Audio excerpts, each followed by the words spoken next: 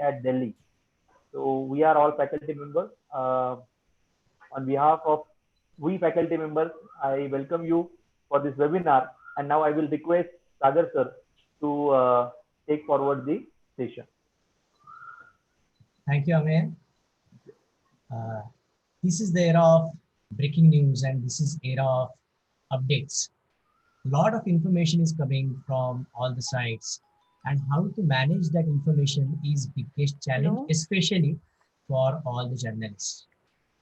That's why we have chosen this topic, managing information in an infodemic situation.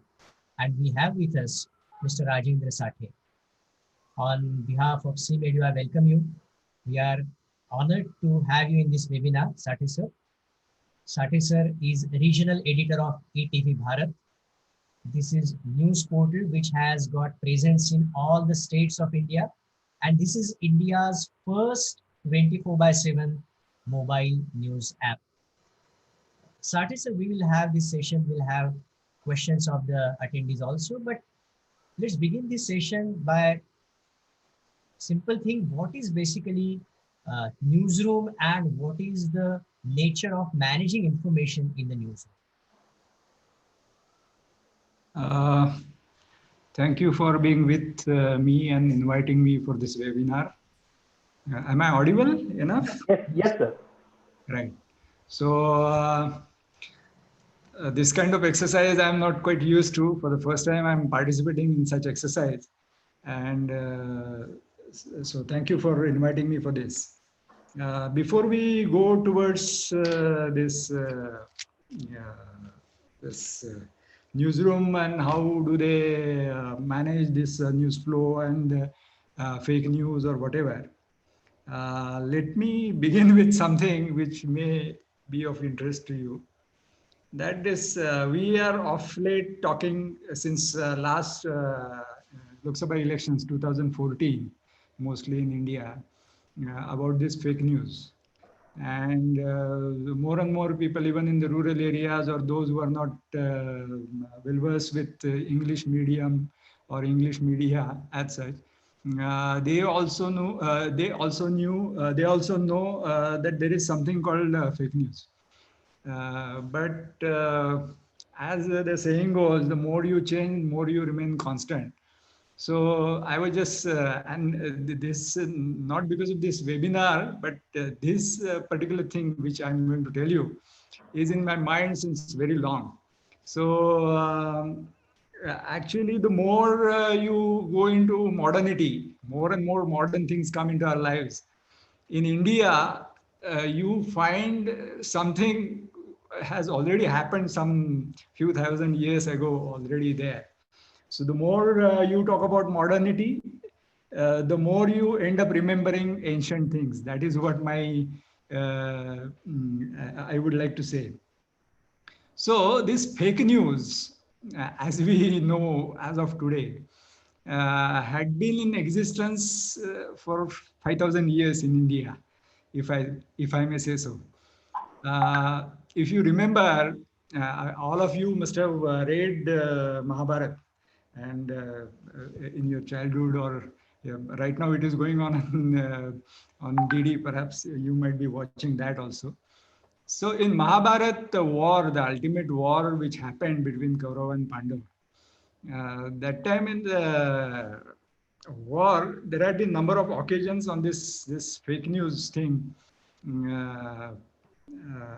Happened, and one of the major fake news of that war was when Dronacharya was leading.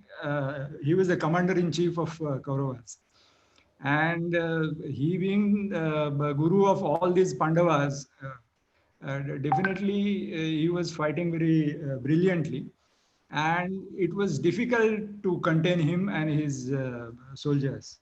So finally, Sri Krishna, the great man, perhaps I don't know whether it is true or not, but it was advised that something should be done to contain this great Guru Dronacharya. And finally, one elephant died in that war. And then Yudhishthir, and there was talk of Ashwathama died, Ashwathama died, Ashwathama died. And Ashwathama, as many of you might be knowing, was a son of Dronacharya. And when this news reached to Dronacharya, uh, he could not believe, because Ashwathama was a great fighter and a great soldier. So, so he came to Yudhishthira, and Yudhishthira, the Pandavas, his brother. Why he came to him? Because Yudhishthira was supposed to be Satyavachani. He would never speak, and he will never speak lie. And that is why his chariot will always fly above the 6 inches above the ground. He would not, it would not, run on the ground. That was, it was said that time. So he came, this Dronacharya came to Yudhishthira to confirm news whether Ashwathama has really died. And what did this great Satyavachani Yudhishthira said, you know the story definitely, that yes, Ashwathama died, but Naro va Kunjaro, meaning whether he was a man or an elephant, I don't know. But the last line is Naro va Kunjaro, it is said that he said so silently that Dronacharya could not listen to it. And he could listen only to the fact, yes, Ashwathama has died. Ashwathama died. And Dronacharya was so shaken because of this news that he just gave up, and he could not fight anymore. And later on he got killed by Pandavas. So this fake news business is quite ancient. As everything is there, you will find something in our ancient civilization. So this fake news has, so you will realize that how fake news, or the news which is half truth, or news which is quarter truth, could be damaging. So we have proofs in our own civilizations and anecdotes. So now coming to the present, there's a vast explosion of media, as you know, and certainly you were with me in ETV for very long. You worked in television channel, may also there, and our faculty members, they have also worked in television channels, so they also know the kind of explosion of information or news that has happened over past 20, 30 years is mind-boggling. And earlier, say before 1980 or so, the source of information was very limited, and it used to come to the newspapers mainly. Newspapers were the only source, and through them it used to come to our doorsteps. And most of the readers, or most of the lay persons, used to get their news through newspapers. So it was a very linear way of news flow, in a way. When news flow used to flow from government officials to our ministers, mostly used to give the whatever information. It used to come to the newspapers, and they truthfully will give whatever minister said. And if you go to the pages of pre-1980, pre-1970 newspaper pages or files, you will find that most of the times the first page news or the first page headlines would be Indira Gandhi said so and so, or some Phalana minister said so. These were the news, because this was the way it used to happen, and people did not have any quarrel with this kind of information system. Post 1990, when this explosion happened, alongside the explosion of the technology, this internet coming, this digital medium coming.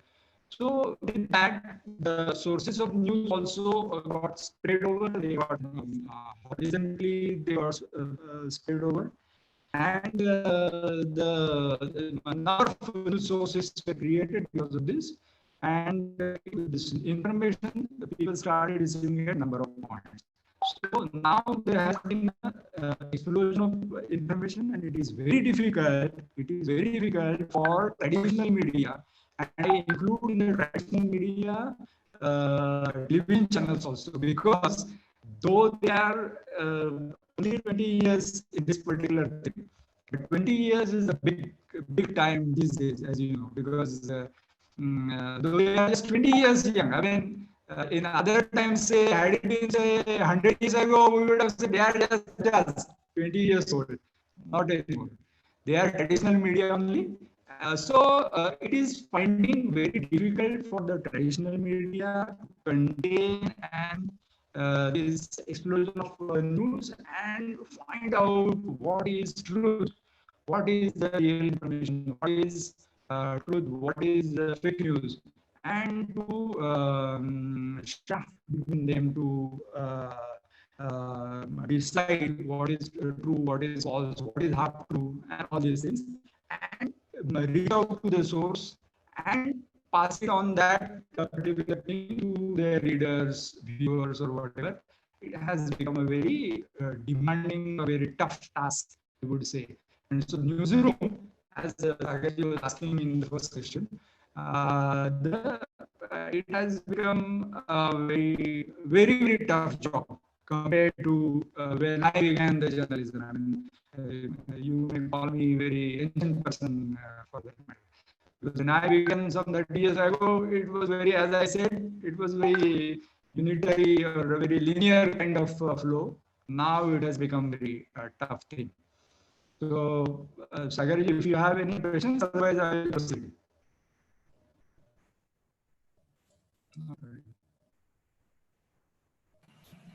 You have already given the example of Mahabharata, and we started with Mahabharata. Is it happening right now also? Can all the news channels or the newspapers do have adequate information, but maybe because in the greater interest, they are not revealing everything. Morally, whether that is right or wrong, that is altogether different thing. But they just don't want to reveal everything because public concern. Has it happened? Does it happen?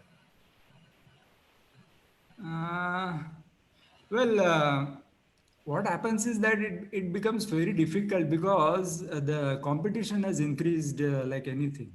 And sometimes it so happens that it becomes very difficult for the person who is in charge at that particular moment, or editor or whosoever he is, to decide whether to reveal that information or not. And it so happens, I mean, it does happen.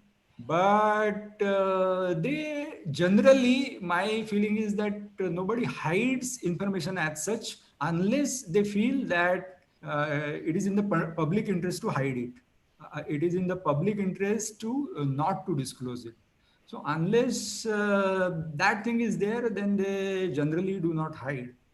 But more than this, the big challenge now, in fact, I was to talk about it in the last part of my this thing presentation. But now that we have raised it, let us talk about it. The biggest challenge that now what I feel is that uh,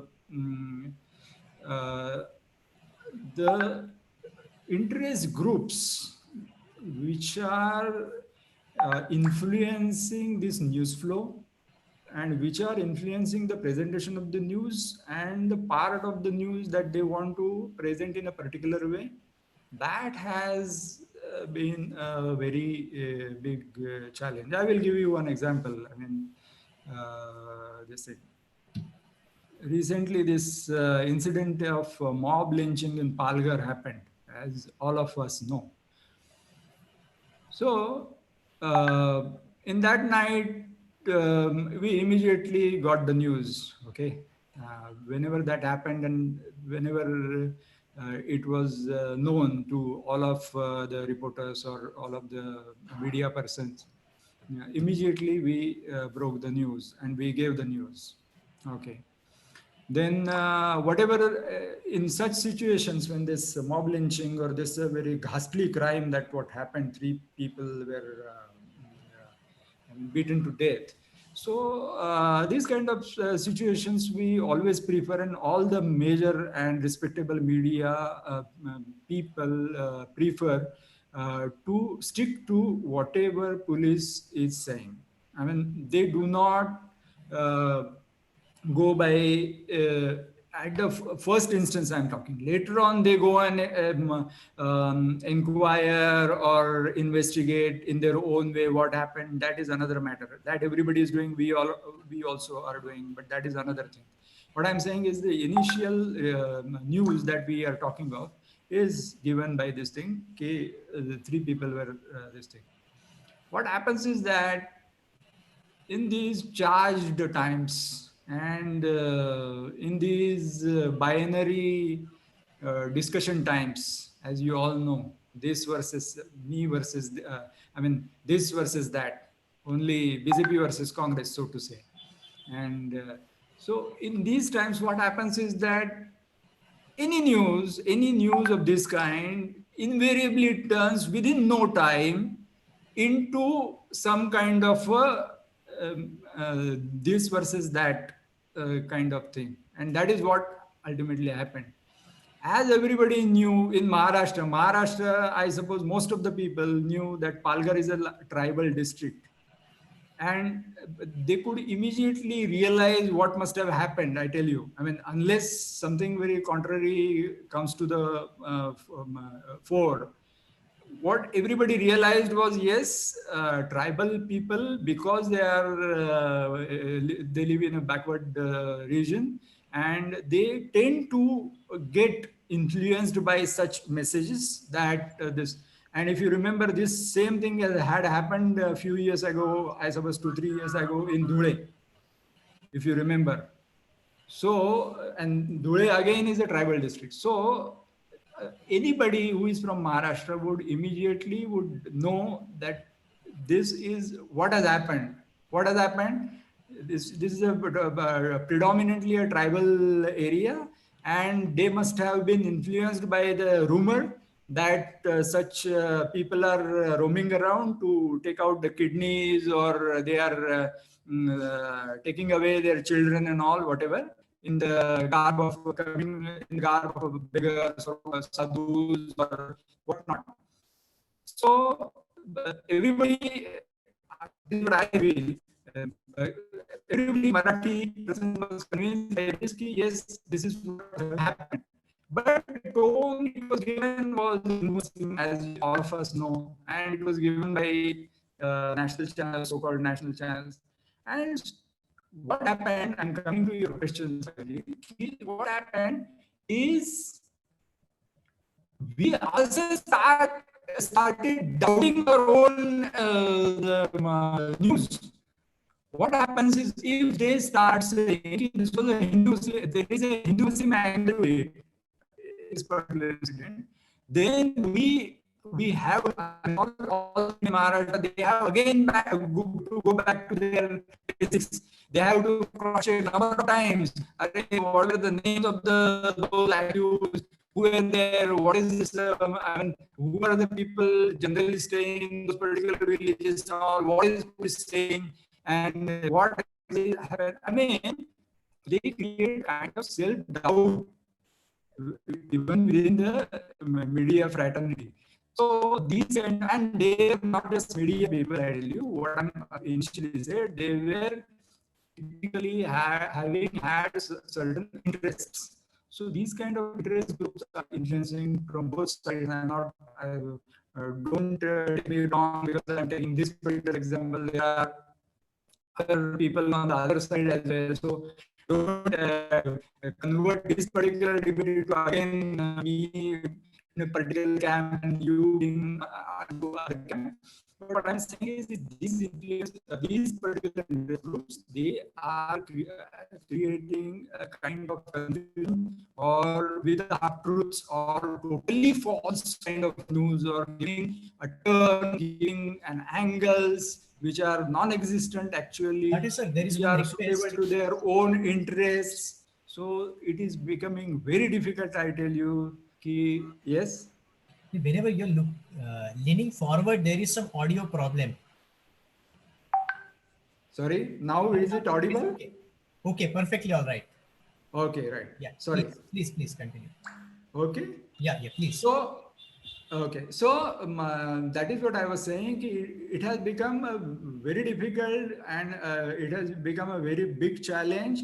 And in this process, I tell you, my last point about this particular thing is, in this process for past 20, 25 years, whatever, the mainstream media has also lost its credibility to a great extent because of number of reasons. Am I audible? There are some audio related issues. Can you please check from your side? Hello? Mic. No, it's okay. Okay. Hello?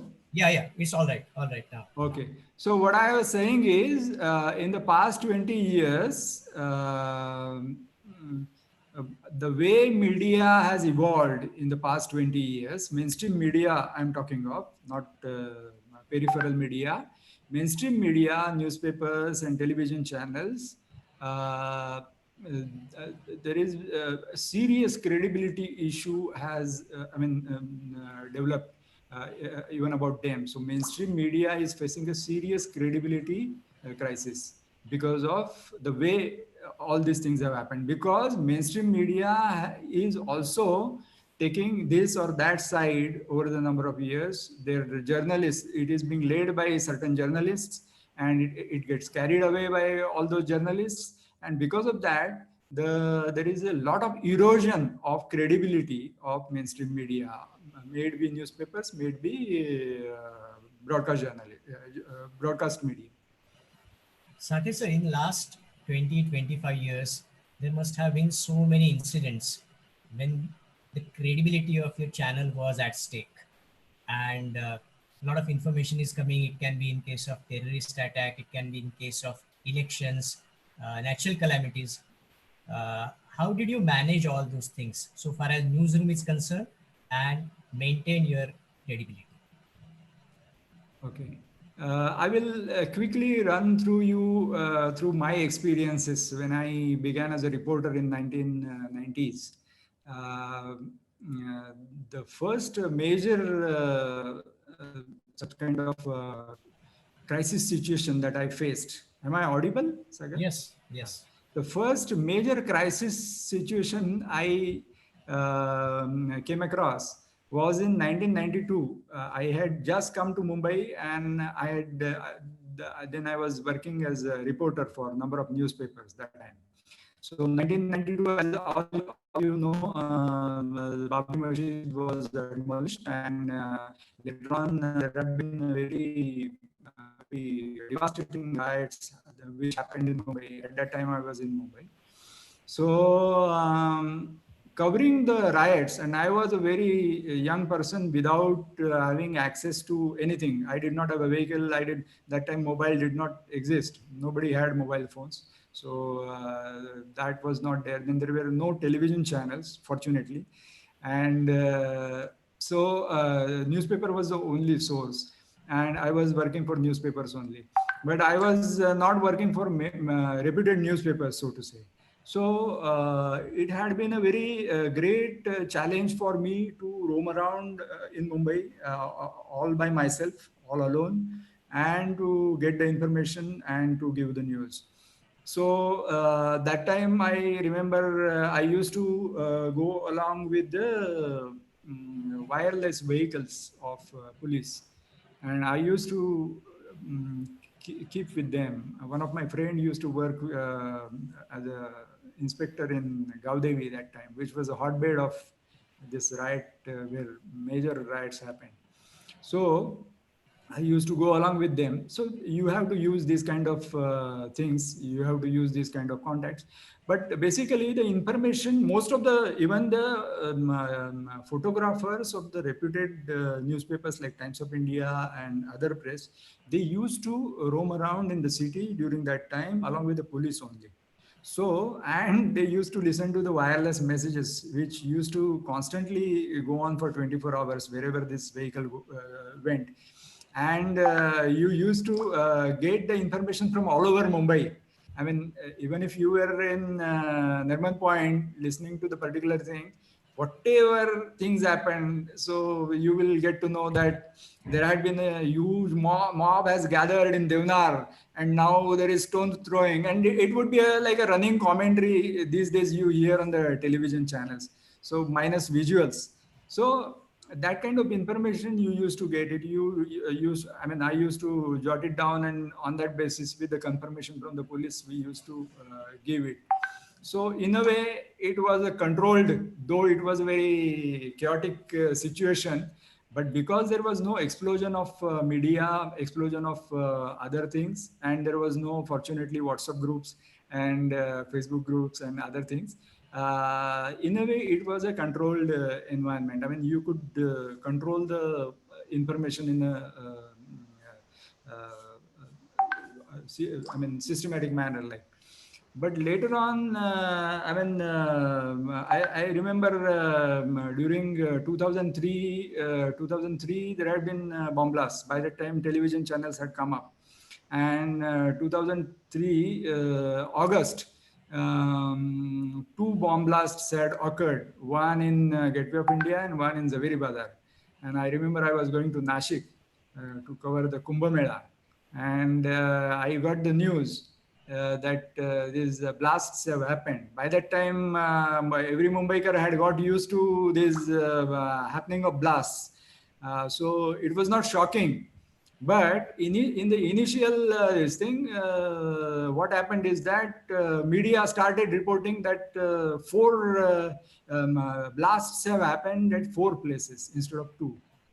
Okay. So, and all the media, you name it, Ashtak was there, NDTV was there, Star was there that time. So all of them, they gave the news that it happened, and the source was a police commissioner that time, a joint commissioner. I would not name him. So he gave that information. How he gave that information, I don't know. But on the basis of, and that too not official, and everybody, and what happened is that Zaveri Bazar, they said that there was a, there had been a bomb blast near Mumbai Devi temple, they said. And so it was a very sensitive and serious issue, because Mumbai Devi temple, it's a Hindu temple, and only recently Gujarat riots had happened 2001, you remember. So it was, and after 1993, no riots had happened in Mumbai, I tell you. So that was the moment I still remember, 2003, when people said that Mumbai Devi temple was aimed at and bomb blast happened. It was, I was shaken. I was, I mean, worried. So, but later on, it transpired that the Mumbai Devi blast that everybody was referring to, and including ETV, I tell you, I was working for ETV, and we also carried it because it had come, though unofficially, from the police sources. So we had to carry it. And later on, it transpired that this Mumbai Devi temple bomb blast was nothing but a Zaveri Bazar bomb blast only. And it was not aimed at Mumbai Devi as such, but it was at the business establishments in Zaveri Bazar. Okay. But that it was later on. So these things started happening with the competition growing in television, and later on number of occasions with this television channels, I mean, so many channels proliferating, then these kind of confusions, giving wrong news, giving false news, giving misinformation, that grew further in Mumbai, that I have witnessed a number of times. And it was a tumultuous decade, I would say 2001 to 2010 or 11, because number of bomb blasts happened during those periods. 2006 it happened, where I myself was in the train. Then there's 2008, everybody knows 26/11. Now I will tell you 26/11. 26/11, initially there had been, when it all started, though we were all had become thick-skinned persons after having witnessed so many bomb blasts, but we had not imagined that this kind of attack would happen from sea and on this scale. So initially, when this Kasab and this thing, they entered into South Mumbai, the first news that everybody gave was that there had been a gang war that has erupted in Leopard in Kulaba, in South Mumbai. So that is a very famous cafe. So some gang war is happening. Everybody gave that. So it is very difficult to ascertain. What I'm trying to say is, it is very difficult to ascertain at that particular moment what is exactly happening. Whatever comes by your way, you blurt it out. There is no way to confirm it. There is no way. You just say ki there is a gang war going on in this thing. Then you alter your facts. Then you say, looks like this is a terrorist attack, and terrorists have come to VT station, and they have attacked VT station. Then you alter further your facts. That is how you go on. But in the process, lot of untrue things, lot of rumors you carry as the news. Okay, and this happens with everybody. This happens with everybody, and that is why I was about to tell you about this also. When on that night itself, this Vijay Salaskar and Karkare, who was the ATS chief, and Kamte. huh? Kamte. Kamte. So they were they got killed in front of Kama Hospital. I tell you, our reporter was the first person to break this news. I was in the office. Naturally, I was in the office.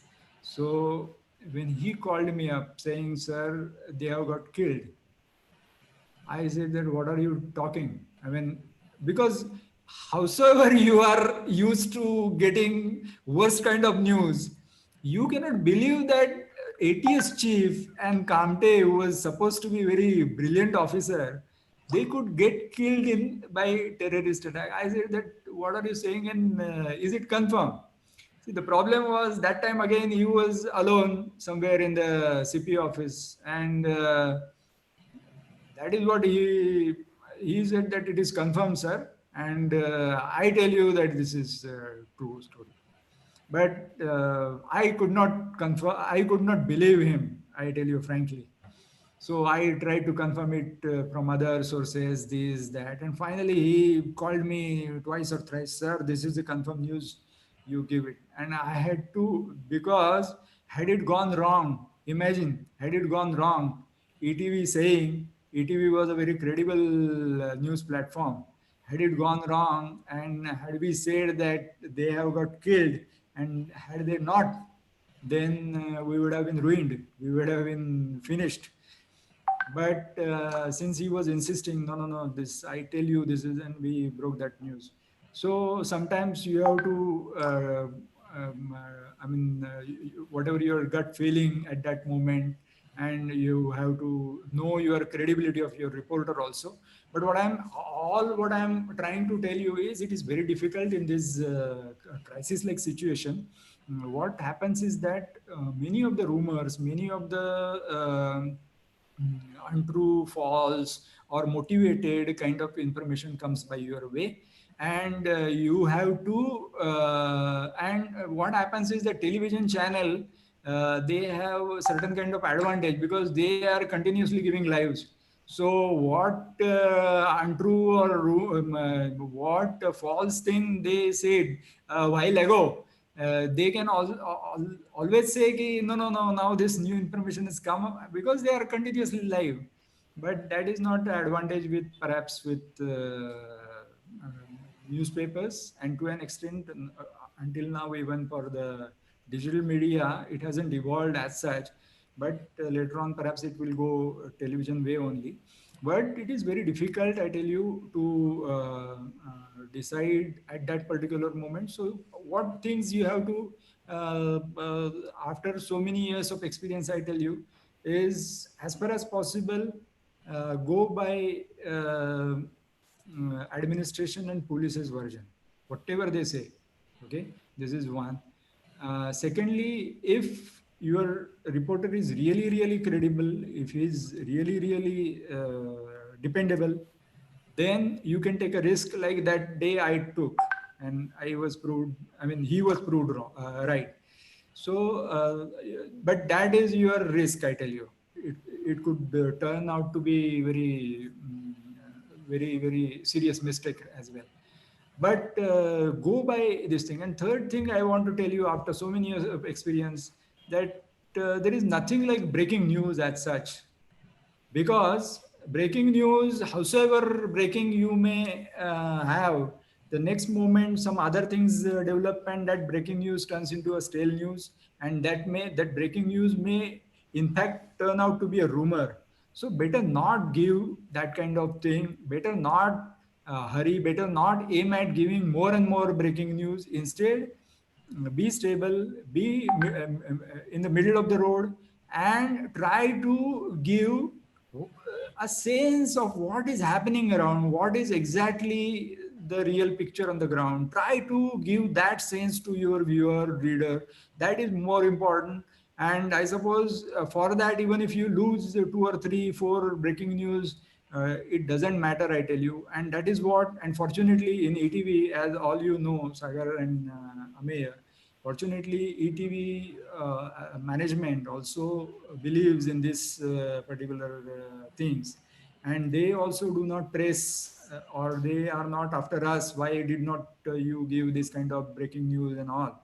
And so let us avoid going after this breaking Breaking news news. kind of Yes. thing. If Some somebody else is doing it, let them do it. But ultimately, and a small this thing I would like to tell you,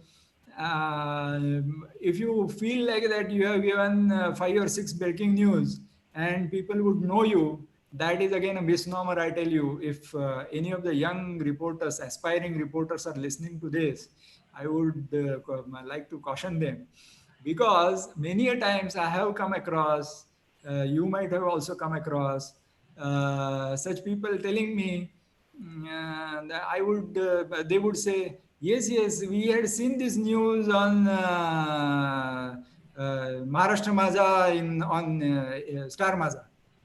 So they would confuse between, see, Maharashtra Maza, most of you would not know, unfortunately. Maharashtra Maza was our prime bulletin, regional bulletin on ETV, and highest TRP it used to get, and it was very popular. So people used to confuse between whatever bulletin they used to see at 7 p.m. in any of the channel.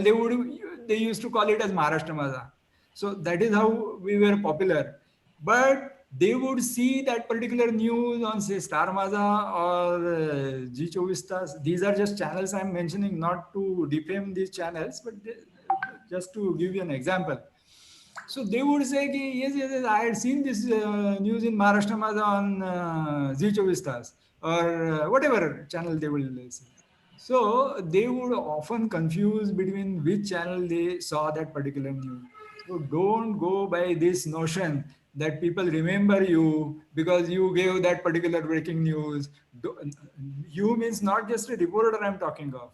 I'm talking of a channel also. They don't remember the channel's name by their breaking news, unless, of course, it is a very, very something, a very great breaking news which went wrong, the way we recently saw in recent past in Maharashtra. I would not name that.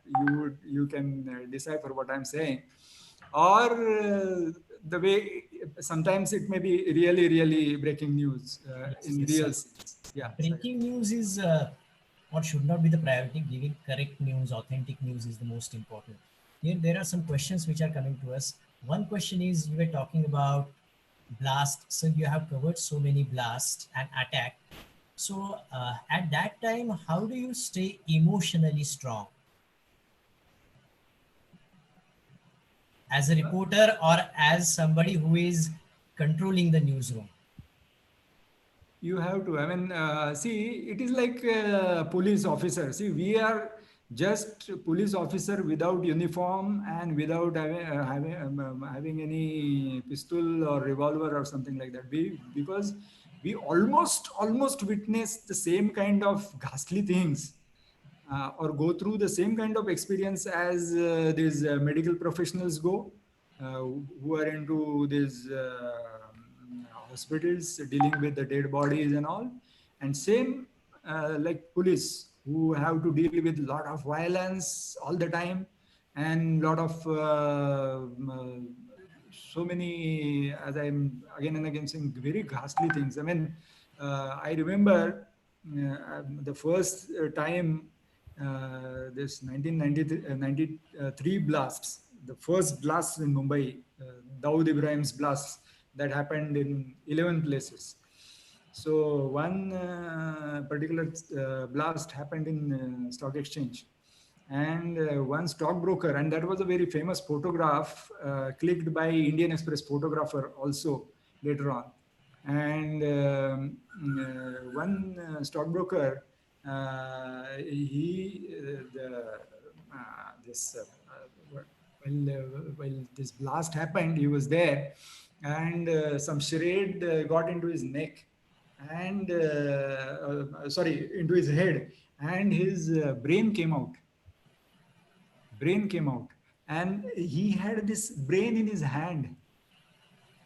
You cannot imagine. I mean, these things, and see the photographer with his instinct, he could not differentiate between the this particular thing happening or any minister cutting the ribbon. See, for him, the action scene is taking in front of him, so he has to click, and he clicked it.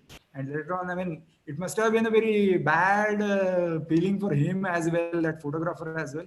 But why I'm telling you your question, you have to go through all these things, and once you are there, I suppose once you are prepared mentally, that once you wear that mantle of being a reporter, of being journalist, and once you then you get used to these kind of things very fast. And another thing, very personal thing, I will like to, emotionally, you asked me. See what happens, I tell you, in most of the cases I have experienced, whatever is happening is not happening to me or to my family. So in a way, I can observe all these things with a kind of safe distance in all these cases. Okay, so in a way, and once you wear that mantle, as I said, you are like, yes, I'm a reporter and I have to report these things, all these things, whatever happened in front of my eyes or whatever, and reach out to the readers or viewers. So emotionally, you do not get affected at that particular moment. Some of the people, all these things may be lying with them in their back of the mind somewhere, when they are alone or with their families. It might be happening, but when you are there, you are part of that group of journalists, though you are covering it alone, but you are part of the bigger fraternity called media fraternity. And so you have to do it. You have to do it. So emotions and these things, as far as I know, this may be my version. It is totally subjective. Some other person may give a different answer to this question. Our next question is related to that only. You have just said ki, let's not say ki this is happening to me or my family. As a journalist, you have to cover that. Agreed. But our next question coming from Vishwajit Kumar, and he's asking, how difficult is it to work from newsroom in the event of this epidemic? Because it's not only happening in the society, that is related to you and your family as well, and in that situation you are working, you have to work on field or in the newsroom. How difficult it is? Yeah, it is quite difficult, I tell you. Right now, I'm sitting in Hyderabad. far away from Mumbai and Pune, which is hotspots. I mean, which are the hotspots. And my family is friends, and everybody is in Mumbai, Maharashtra. So naturally, and I am all the 24 hours dealing with this news only, Corona related news, if you are referring to that. So definitely, but with the kind of experience, having spent so many years into this particular, whatever you call it a profession or call it just another thing. I suppose I have got used to it, and you have to differentiate between. See, after all, you get, see, it is like, I'll give you another example. I mean, as a journalist, as a reporter, you see so many deaths and in so many forms. I tell you, very unexpected deaths, very what do you say, uh, very bad kind of mutilated bodies you see during the blasts and this thing. Okay, number of times you this thing. Same thing happens with the doctor also, but same thing, but doctor is another again. So reporter see, any reporter, any good reporter watches, goes through all these I mean, saying all these things. That doesn't mean that when somebody in his family dies, he doesn't cry or he doesn't get emotional. So in a way, this separation is a way of life for all of us. That is not just for, as I said, it is not just for us, it is for police as well as doctors. So this separation happens automatically. I mean, whenever I have to report or I have to talk about it as a journalist, there may be happening hundreds of odd things, very unexpected deaths, unexpected kind of very horrible things may be happening during this corona also, or even previous to that. So many things may be happening, but I have to objectively report to them. That doesn't make me less emotional in my family, or about my family, friends, and this thing. But that is a separate thing. Once I'm not a reporter, or once my reporting duties are over, I'll get to that thing. Here, one question comes to my mind: how new channels are coping with the current situation? How they keep their newsrooms uh, functioning? Yeah, it is very difficult. I mean, What are the challenges? never in my life. I mean, I should not say so. I am not so this thing, great person. But in my life, because for 20, 30 years I'm in this profession, so I haven't seen this kind of thing, and nobody has seen. I mean, it had not happened any time in the past. News, gathering news in these days has become very difficult, and our own few reporters have turned out to be positive, I will tell you, in Mumbai, and this is a very serious thing. And till last, they were going on the field, and though they had taken all kinds of precautions, uh, they had been found out to be corona positive. And not just they, you must have read recently that 53 journalists in Mumbai, they have found out to be corona positive. So 4 are from our ETV, Bharat. So it has become very difficult, I tell you. And going to the field and gathering news is a big challenge. You have to depend on whatever government is saying, government press conferences and all. Going to the field and doing field reporting is only a few people are doing, and with great courage. I must salute to them. And some of the Marathi TV channel people are also doing it. Newspaper reporters are also doing it, but they are risking their lives into that. And in the newsroom also, there is what is happening is that on the desk, for example, in our ETV Bharat newsroom, We are open all the 24 hours, and we are here working from home. People are there.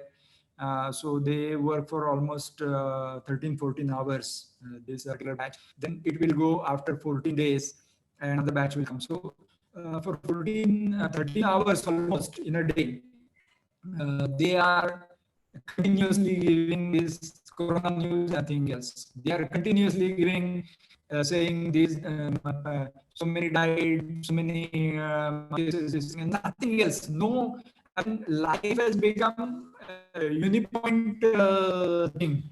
Only single point around which the whole universe is revolving right now, the corona. And any newspaper, any channel in the world is talking about corona only. It is a very depressing thing, I tell you. Yeah, and all the more depressing is that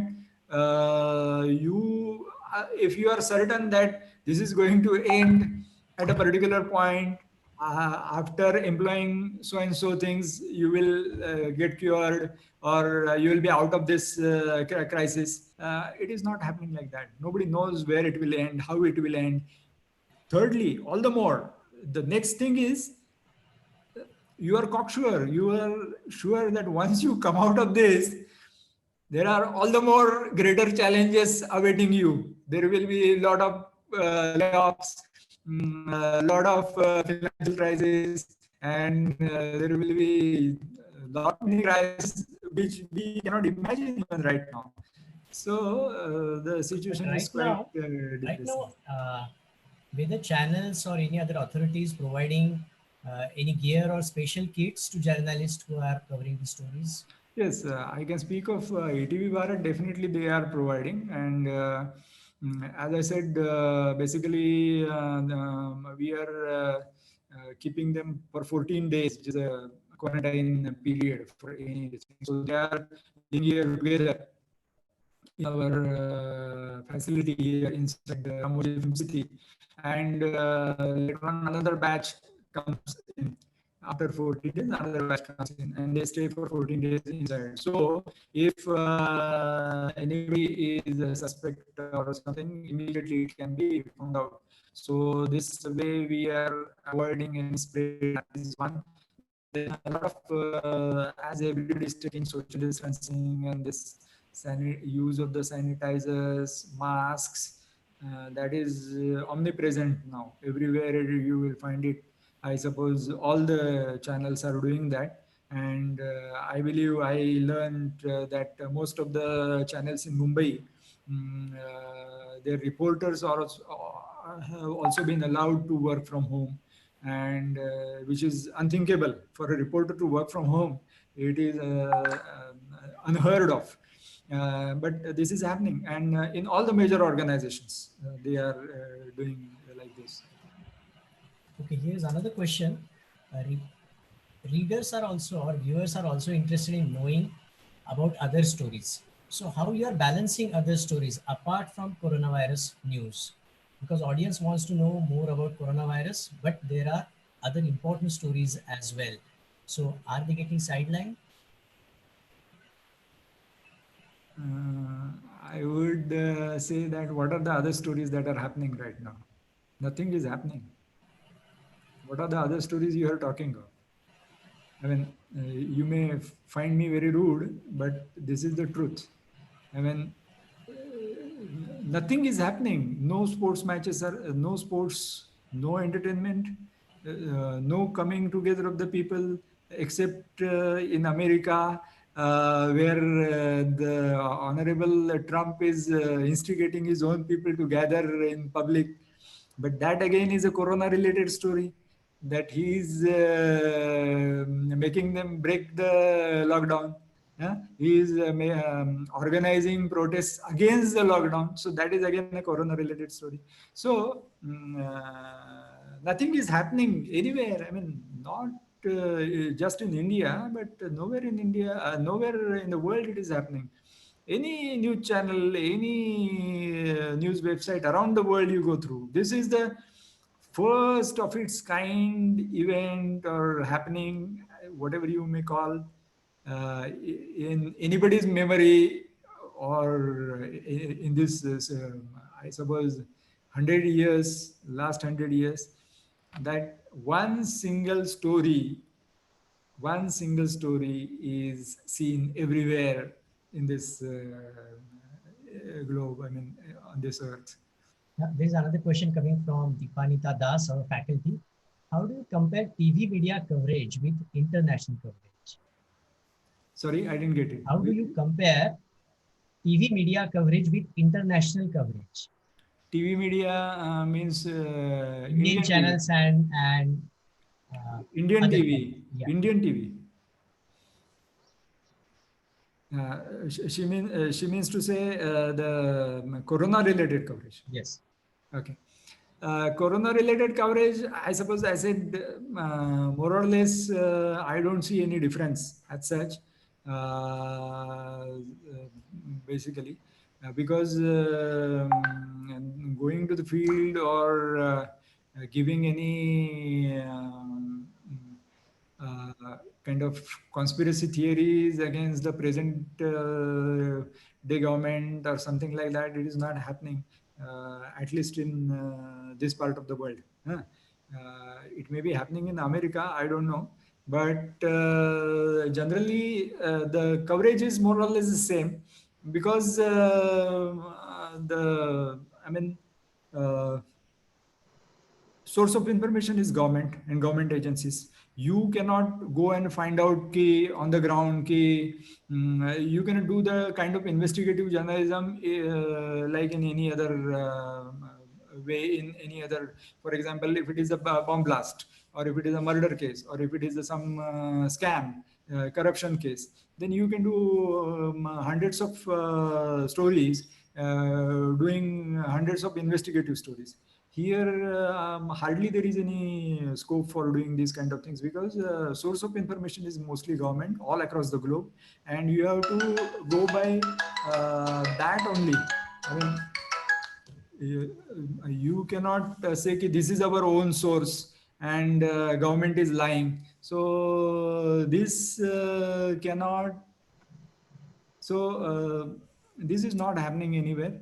I don't see much of a difference so far. Is there any difference in treatment?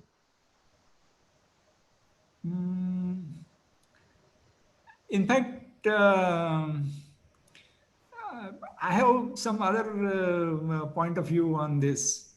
I haven't seen much of international television, and what international coverage that we see mostly on BBC and CNN. In the rest of the countries, we don't come across those channels. Al Jazeera, I see very regularly. Coverage is more or less the same. That is my impression. It may be totally wrong, but the point of view, the point that I wanted to make is, until now, I used to believe that even one death, one person's life has a great value in European and European countries and US and all. So even one death, two deaths, that would be covered greatly in those channels or newspapers and all. Whereas in India, death is a very, very common occurrence. I mean, nobody cares. It may be very, it may sound very rude, but you have worked in the newsroom. So most often, if it is if there are two stories in which in one of the stories only one person has died in an accident, and in another story some 5 persons have died in somewhere. So naturally, the preference or more importance or more coverage, more news time, more time would be given devoted to the story which is saying if 5 persons have died. Because in India, and if something, then again I'll tell you, if some chief minister resigns, the lives of those 5 persons are immaterial for us. So this is the kind of value that we have for human lives, in India so far. But the things have turned upside down in this pandemic. And what we listened from US right at the beginning of this pandemic is the announcement from the government officials that easily some 2-3 lakh people may die. That is what US had predicted. Huh? And why, even after deaths of 50,000, I am not seeing any very kind of alarming kind of this thing. Is, I mean, it may sound very bizarre, but see, 50,000 people have died in America, US, which is supposed to be the most advanced country in this world. And things are going the way they used to go a while ago, because the initial projection perhaps was that 2-3 lakh people are in any way going to die, I mean, are likely to die the way this thing. On the contrary, in India we are taking it perhaps more seriously, and we are counting each death in a way. So we are reporting each day death very in a detailed manner. Ki yes, 3 persons have died. This that, and so it is the other way around this time happening. There are more questions. One question is how Indian TV channels are covering the myths about corona. How Indian channels are Covering myths about corona. myths. Okay. Initially, there had been the response was typical of Indian TV channels. I tell you, the typical Indian channels. I mean by this thing. Not any particular channel in my mind, I tell you, but generally sensationalizing things, and mostly I speak it frankly. Hindi channels mainly do the kind of sensationalization of things. So the initial response to this pandemic or explosion of this pandemic was like that. And so initially there had been stories, we saw the stories that this virus will go away with eating this, or it will very soon vanish once the heat starts, I mean, this onset of summer, once the temperatures go up like that. And so there were stories, definitely there were stories. But later on, everybody realized the seriousness of the problem. And what I observe, I may be wrong again, generally speaking, the channels are quite restrained in giving these kind of things anymore. And they are not saying anymore, okay, this virus will go because you eat something like this. I mean, if you eat this, this virus will go, or this virus has come from, say, so far I haven't seen the story in a lighter vein, if you could say. Okay, I haven't seen a story that this virus has come from some outer huh? Some Venus. Yeah. So some ET, I mean, extraterrestrial person has planted this virus in us. That kind of story I haven't seen. So I suppose our coverage is quite restrained in that sense. Another question is related to covering the stories. What are the reliable sources of journalists in your media channel? For example, if it's a breaking story, but there is no source to quote, still you would broadcast the story? No, I didn't get the question, sorry. This is related to reliable sources. Especially the question is asked about your channel. If it is a breaking story, but there is no source to quote. Source code. There is no source to quote, then are you going to broadcast the story? I didn't get it exactly. I mean, what do you mean by source code? I mean, is it... Source quote. Quote. Okay. No, there are 2-3 approaches, and it depends from situation to situation, I tell you. what happens is that if you are damn certain, if, for example, chief minister or police commissioner or the minister in charge of that particular department has told me something personally, and he said that I won't give you the quote, but you can give the news anyway. So I will definitely carry the news, and ultimately, it is my responsibility. And I consider, if I consider responsible enough, and I am damn sure that this is a true thing, what he has told me, then I will carry that even without a quote. That is not a problem. But in other cases, usually, I tell you, usually we insist on the quotes, and usually even if I mean, I can take you to the other extreme. Usually I tell my young reporters that even if some murder happens in front of your eyes, huh, don't give it, don't give the news unless police say ki it is a this murder has happened, just to caution them, to make it double sure that yes, police have also taken cognizance. And I mean, let it come through official channel. That is what I mean. I don't mean that if something like murder or accident happens in front of you and you don't report. I'm not saying that. Why I'm saying is, what I'm saying is, mm, try to get it through official source as far as possible. That is what we do.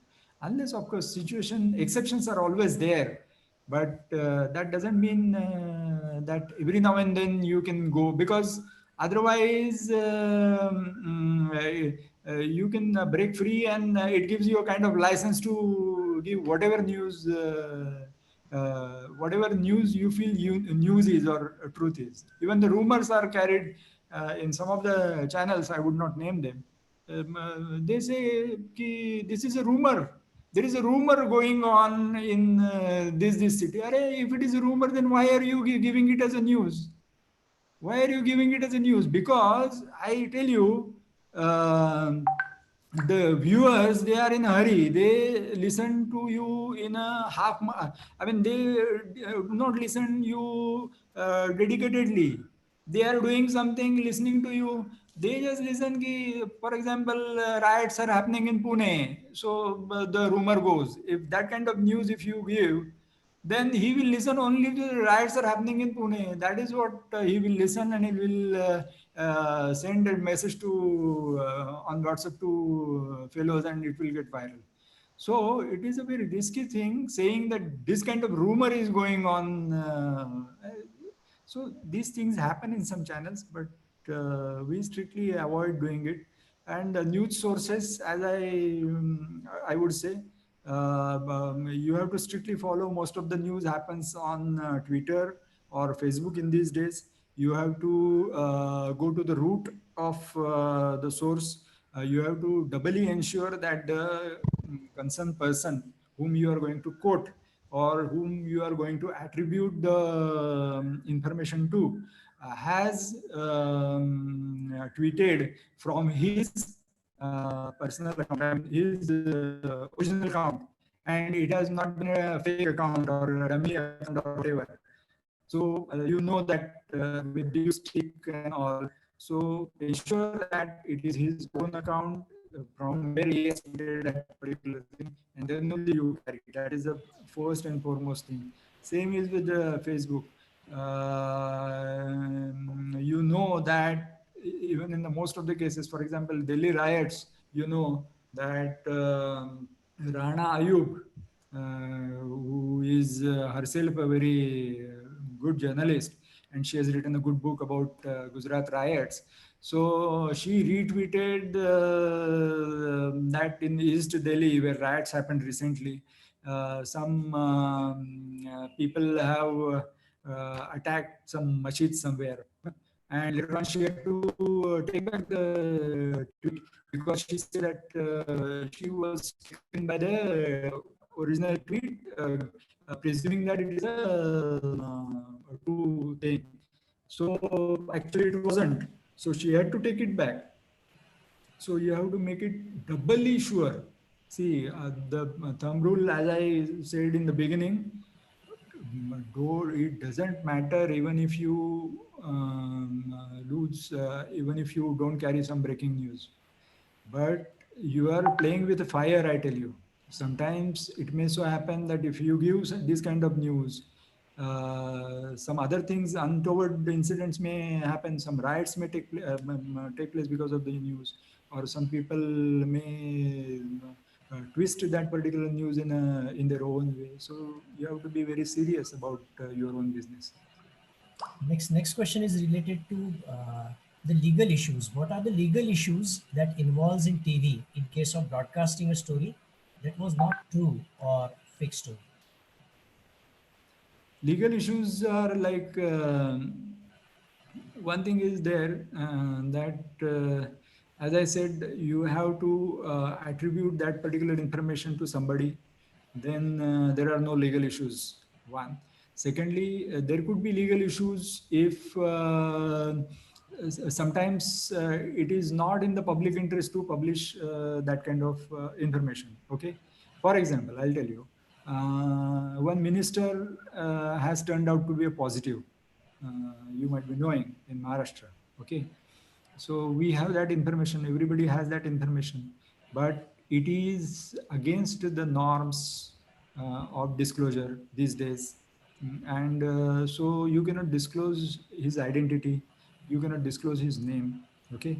And it is not right ethically and legally and otherwise also. So even while we had this information, we did not give it, but some of the channels, they gave it with his name, that this minister has turned out to be corona positive. Now it is their call, I would say. But and later on, if that person really decides to, he may take them to court or to police. Okay.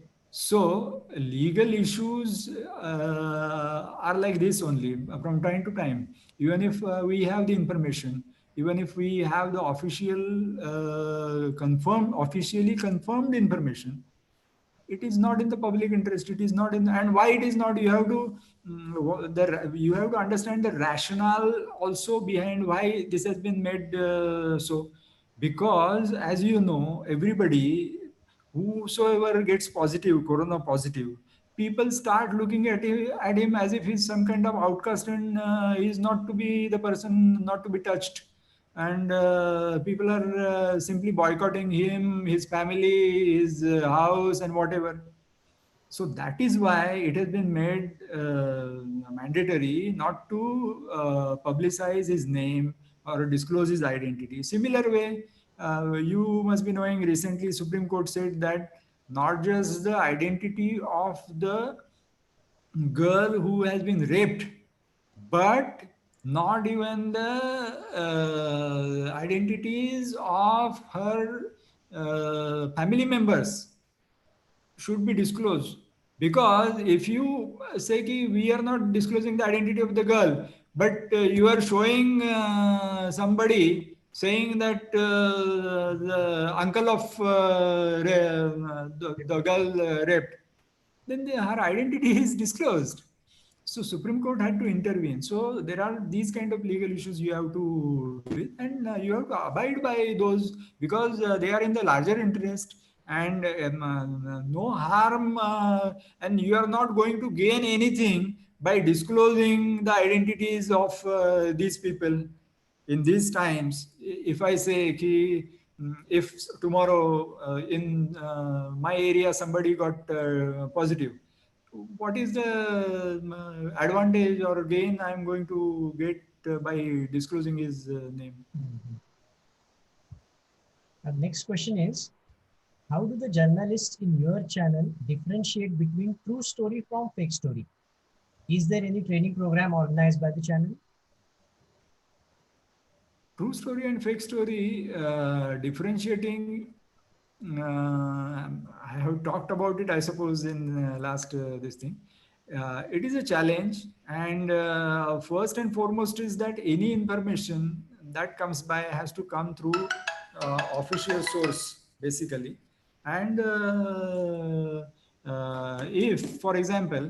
um, mm, for example, I am doing a story on this Palgar incident. Okay, so if I doing a story on this Palgar incident, so and official source is not available or whatever, and I'm doing a ground report, for example, and I'm talking to a number of people there, eyewitnesses, and those, like for example, the sarpanch in that particular village, Gadchinsle. Okay, she was there, and she could not prevent the things from happening the way it happened. And there was this NCP leader also. So you talk to those people, and you do the ground report. Now, uh, the here is the challenge for you as a desk person here. Um, uh, the reporter could put things in the mouth of that particular sarpanch, or he could fakely say that one eyewitness said this sarpanch was stones on that particular this thing. Okay, if he does that, what? See, ultimately, that particular reporter, he represents your channel, and he is bound by contract between him and you. So you have to, and then how the reporter is, whether he is prone to doing these kind of things. If he's prone to doing this kind of fake reporting, he doesn't have place in your organization in the first place, because ultimately you believe in your reporter in most of the times. Okay, if suppose tomorrow, if he tells me some mangadat things of his own, then I am doomed. I will ultimately, and my channel will go down to drains. So you have to ultimately believe in your, trust in your reporter, one. And a reporter has to be a trustworthy person, and that relationship develops over the period of time. It doesn't develop in a 1 day or 2 days, that kind of thing. Over the period of time, okay, how trustworthy that particular reporter is. If it is not, sometimes he goes a little overboard, he gets carried away by things, then you caution him, or you ask him number of questions. I make it a point, the training that you are asking, so we make it a point, we tell the news desk people how to ask the questions, why this particular detail is not in this, why particular contradiction is there in that particular story. So number of ways, there are number of ways in which you could find out the contradiction, if there are any, in your own reporter story, one. And secondly, you have to have quotes for whatever possible things, whatever official quotes you have to have. And these are the 2 3 main things that you have to follow. And this again is a, like for example, the doctor who is operating for the first time, and the doctor who has done hundreds of operations, there will be a difference. So when you join the newsroom, you will be a novice, and perhaps you will get deceived by your reporter if you are not alert enough. But over the period of time, you will develop these skills. And I try to train in my own way to the reporters, and our organization trains them in our own way. That is it. Do you encourage or broadcast news or feature stories contributed from citizens? No, not so far, because our network hasn't. Network in the sense, our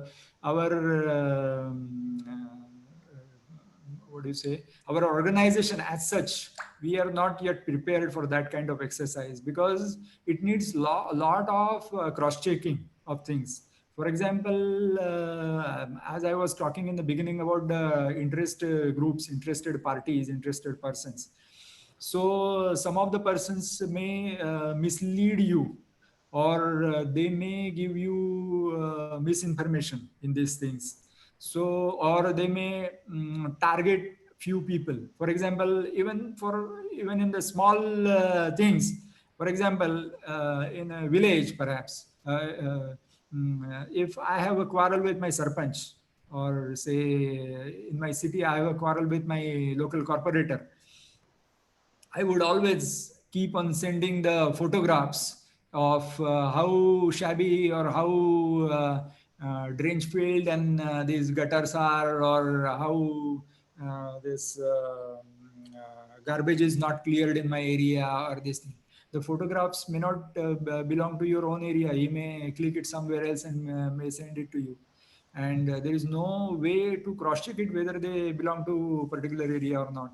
So that cross checking is essential in this particular thing.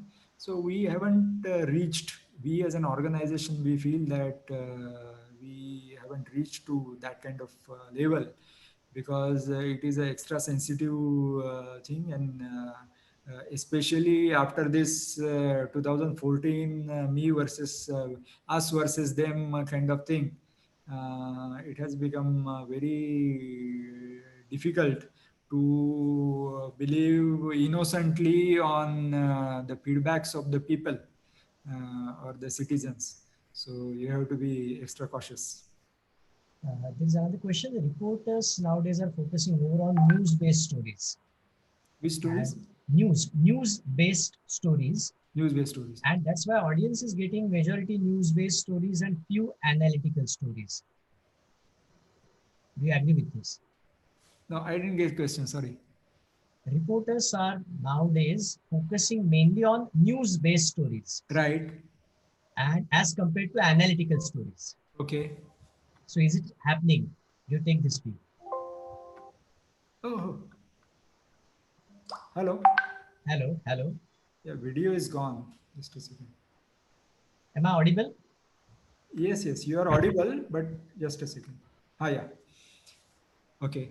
I don't know in what context this question has come up, but in political context, I would say it is exactly the other way around. It must have been in the context of Corona. Corona, yes, because there is very little to analyze for the moment. I mean, because, for example, I'll tell you, this French virologist has said that this whole thing called this Corona, COVID-19, it has emerged from Wuhan. He had said with certainty, and he's a Nobel laureate, virologist, French. And he has said that these Wuhan people, Chinese people, they were in the process of developing some kind of into some research on AIDS. And during that process, this particular virus has emerged, and they have released it into to the rest of the world. That is what he has alleged. Okay. Now, if I have to analyze this particular information, what tools do I have? He is a great virologist, okay? And the maximum I can do is whatever he has said, okay? Then, as they say in academics, I will do cross-checking with other academicians, and they will say some things which I will carry. Okay, uh, A person is saying this, B person is saying like that.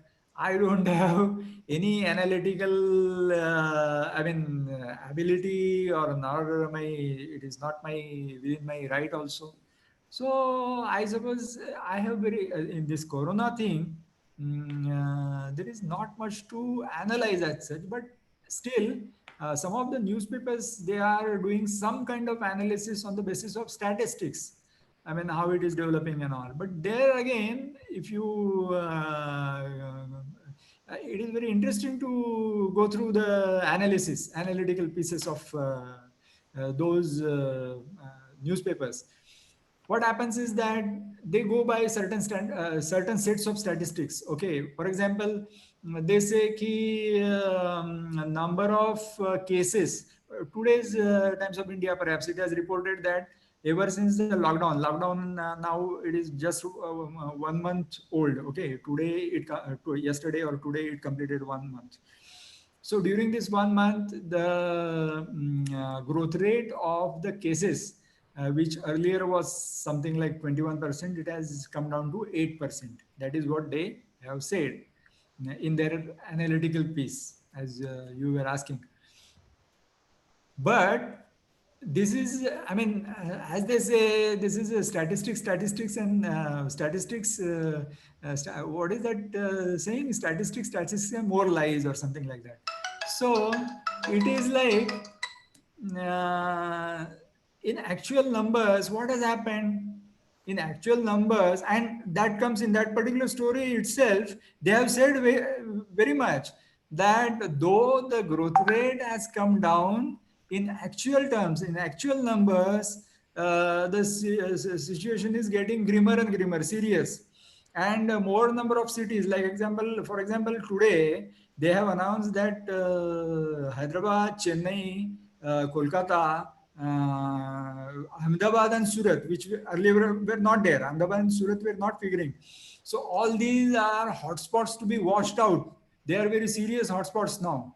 So in that particular story, which has been headline, ki this growth rate has come down, this analysis is there. So I suppose there is very limited scope for analyzing at this moment anything, and you just have to report. In fact, I would say ki there are a lot of constraints for reporting, as we have discussed earlier.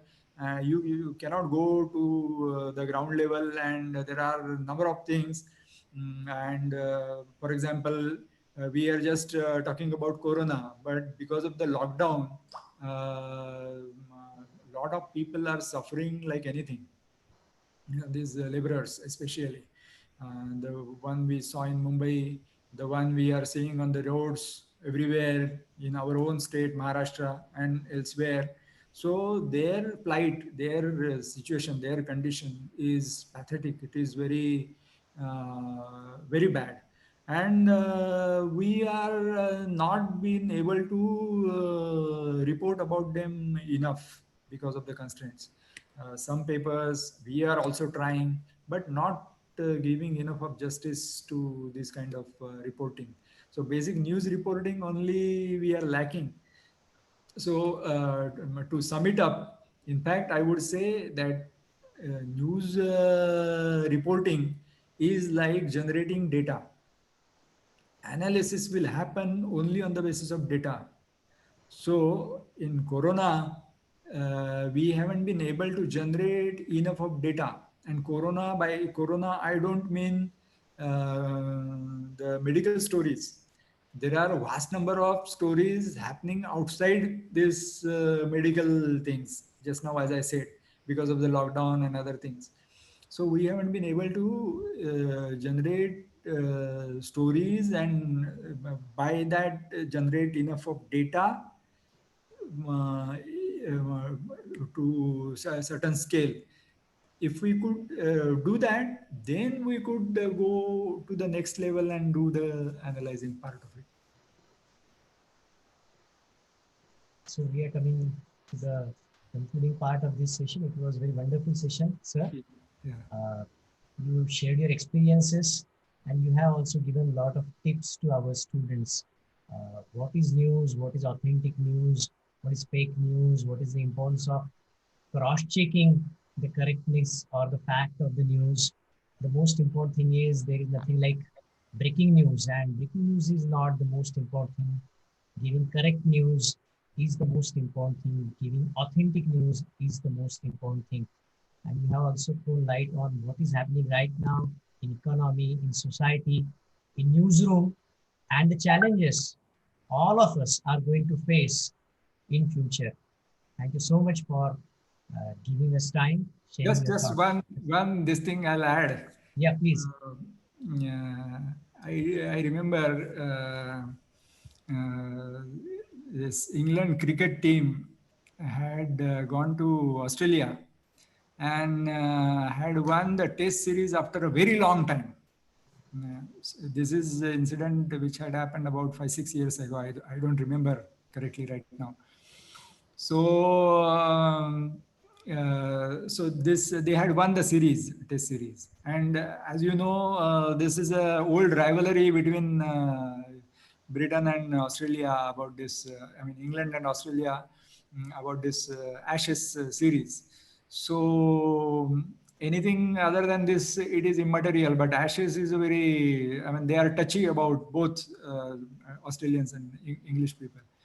So I do remember when they had won this series, all of us here, they were glued to the television and what exactly happened. And we were very excited that England won after so long time. And Australia that time, some of you may be remembering that Australia was a very giant team.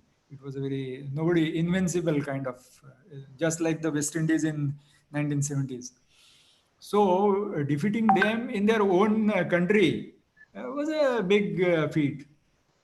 I was watching BBC that time, and when the news, when the news came, I thought that it must be all. I mean, everybody on the BBC screen would be talking about this and nothing else. I mean, nothing. There was a small scroll going under this thing that England won the Test series in Australia.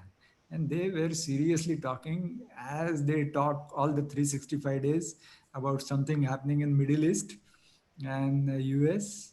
And later on, they royally covered this particular victory in their own sports program.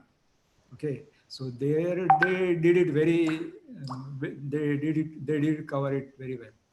What I'm trying to say is, so it doesn't matter. I mean, you tell the viewers, yes, we have won the series, but you need not go all out and this thing. So they are so restrained in their response. So for them, it was not a breaking news. It was a breaking news for Indian channels. Breaking news: England won for the first time, and our own sports reporters sitting in our own newsrooms. Huh? They had not gone there. They were sitting in our newsrooms and they were analyzing how England is now become powerful, this, that, but not the BBC. Why I'm saying is, see, so this is a mature response to the situation. Over the years, it will also come to us. I mean, we are just 20 years old, perhaps, in television, this thing. But that is why you did not, you just don't get carried away by breaking news kind of situation. I mean, there are hundreds of other things also, and they are more important. Yeah. So thank you again. Thank you. Very much. Thank you. I hope I had been, I mean, I could do some help to you, or I had been made it interesting. Anyway, I'd like to invite you once again. Thank you. thank you. Thank you.